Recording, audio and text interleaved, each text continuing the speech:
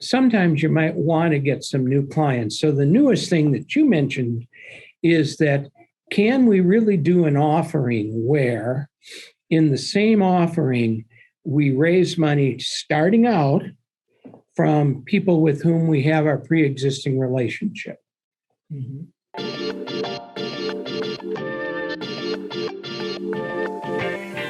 From people with whom we have our pre-existing relationship. Mm-hmm.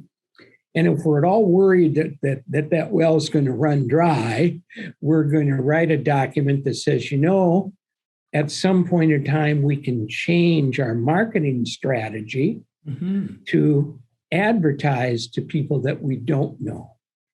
So one document, just like we always do, and we write some language in there. At some time, the sponsor, the client is going to change their mind, and we have to have a definitive act. And so what we do, Vinney, is we file a brand new Form D. I see. When we're through raising the money from 506B and all the people we know, we file a new Form D and say, okay, here goes this offering, same name, same documents. And from now on, we're advertising. We're only taking accredited investors, and we're doing third-party verification. I see. Oh. You have to be pretty sure that you make a distinction on what you're doing. And then now you're out on the street with a 506C offering.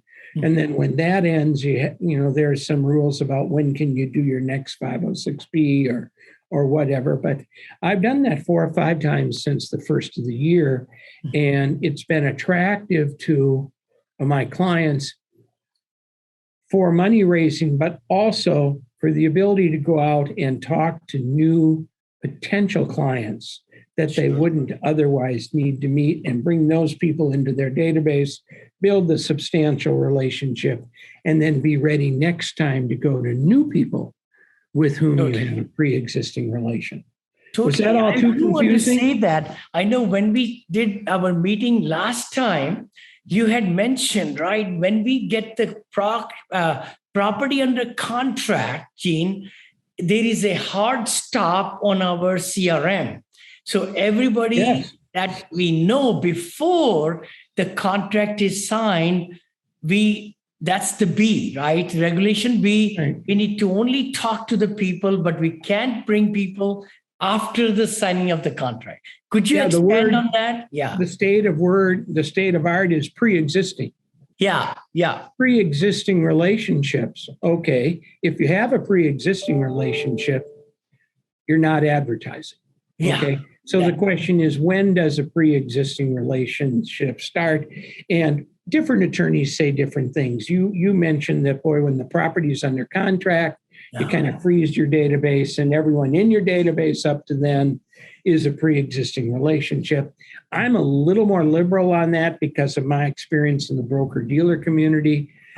They always said that when they signed a selling agreement with me, which started their due diligence process, then they were contemplating doing a deal with me. I see. So, Vinney, if you were going to come to me and have me do your document, I would say, keep building your database until you sign the fee agreement with me. Because, Vinney, if you put a property under contract, first of all, it could fall through. Yeah. Secondly, you could decide to keep it yourself. Yeah. Third, you could decide to wholesale it to someone else. Sure. None of those are securities offerings. Yeah. Totally. So until you really set your mind to it and say, okay, I'm going to hire Kim or I'm going to hire Gene to do this, you don't have a securities offering, and you're still building your database. Awesome. Okay. No, this is very nice. So actually what you're saying is in the same PPM, we are able to write the wording that it could go from B to C. There are about 3 places in the document that says this is not a registered offering. This is a private placement, and we're doing it under Regulation 506B, however, the sponsor has the right at their option to convert this offering to Regulation D, Rule 506C. And at the time that we do that, we will file a new Form D to notify the SEC that that's what we're doing. So that's a definitive, clear-cut change. I love it. I love it. No, this is great, guys. Everybody listening to us, I hope this is a new nugget that you can really put in your armor as you are going out, to buy these deals. And now also we are doing it in July. Hi, you are listening to Syndication Made Easy podcast. We will be right back after this short break. Hi, thank you so much. This is Vinney Chopra, and thank you for subscribing to my podcast and YouTube channel and Facebook pages and all the great things, and LinkedIn. Connect with me. I come live to you every Friday at 9:30 Pacific with Vinney and Bo Show. Please also look at that. And also the podcast, which is my Apartment Syndication Made Easy. The book I wrote a couple of years back became international top seller on Amazon International now. And then we like to bring great guests for you every week or twice a week sometime to give you a lot of great knowledge. So please subscribe. You give us 5-star reviews on the iTunes. The better the guests we can bring, and our ranking will go higher also. Thanks again for following us and really getting the most out of it. Please comment, like, share, because we would love to bring better and better material for you. Gene, the seller's market is turning into a buyer's market, with the interest rates where they are getting there. And some of these bridge loans will be coming due, 3-year loans and 2-year loans and all that. And if the inflation is so high, maybe the rents won't go that high. So I think there's a great opportunity coming. Are you finding that with your circle of clients also? Or? Well, I know, Mike, I'm having discussions with clients who have a track record, and I want to come back to that, who have a track record, who are sensing maybe there is going to be blood in the streets. Because as we all remember, in 2008, 2009, all of a sudden there was no financing. Yeah. So everyone who bought in 2004, 2005 and bought themselves on a 5-year bridge loan, were, the technical term is screwed, because there was no takeout financing for them. And I write about that. I can't tell you how many offerings I'm writing today, Vinney, where the financing is a 3+2 1-year extensions. And I say to the client, well, what are you going to do if there's no financing at the end of 5 years? Because that lender, Vinney, that lender's not going to refinance that loan for you. Oh, you're going to have to go out and find new money. And a smart lender today is underwriting a deal for today, and they're also underwriting it for 5 years.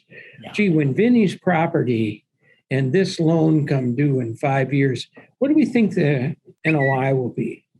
What do we think the cap rate will be? What do we think the market term rates for financing will be? Is there any possibility that there's going to be someone out there who's going to make a new loan on this property to take us out? And if they don't see that, they're not making the loan. Sure. Totally. That's a good deal, just to know then. And in this time, we're talking July, in this time with all the changing in financing, you bet that they're doing double qualification. There's no doubt about that. Well, let's talk about how people, because we don't have too much time. Yes. Talk about how people get in trouble today. Let's talk about that. Oh my gosh, I see so many listings, so many webinars going on. People want to raise money for other people. Everybody's trying to get so many partners. It's just a mess. Well, that's, I think, the conversation I'd like to concentrate on. I'm just going to make an aside that all my clients are tattletales.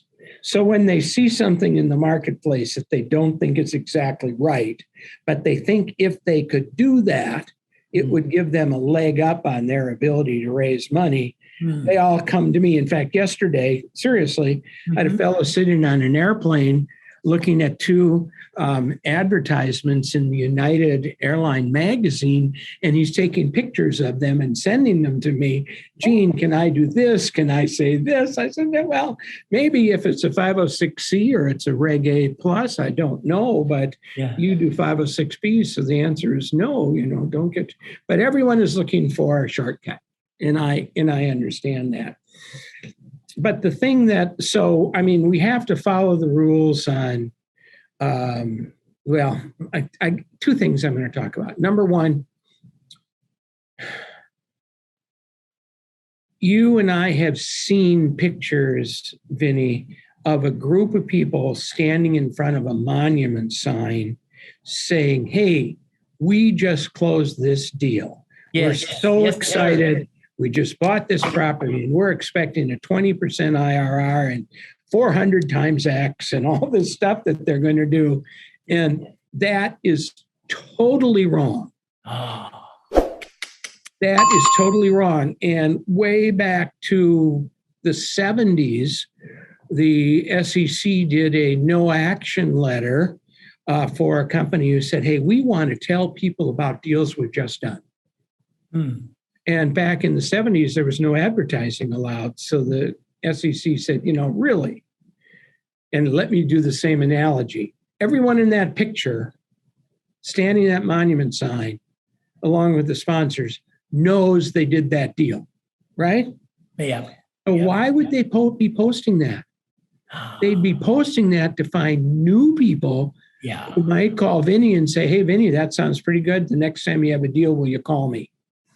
That's totally wrong. Now, there's a lot of people out there doing things that never get caught, and you see your friends doing it. You say, well, they're going to do it, so I'm going to do it. Fine. I'm just telling you that there's some verification from the SEC that says that's incorrect. Okay, so that's good. Now, the other thing that you and I see right now that you've already alluded to, Vinney, is